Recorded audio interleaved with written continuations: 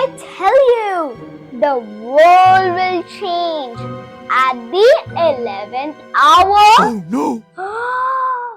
Hey vocab detectives, today's idiom is at the 11th hour. No, it's not about your broken wall clock. This phrase means doing something just in the nick of time, almost too late. Imagine you had to finish your homework by 8 p.m. and you started it at 7:59 p.m.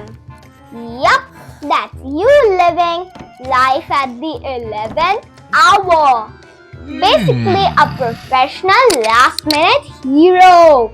Wow! Okay, vocab champs, let's put it into action and see how we can use it in a sentence. Yay! Let's say Ria has to submit her science project in the school, but she submitted it at the last moment. So we can say Ria submitted her science project at the 11th hour, just before the deadline.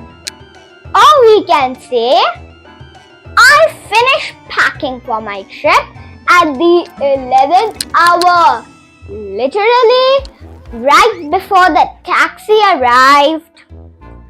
So guys, are you in team last minute legends or always on time tramps?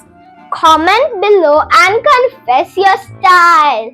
And hey, don't wait until the 11th hour to like, share and subscribe to Vocab with Aileen. Bye!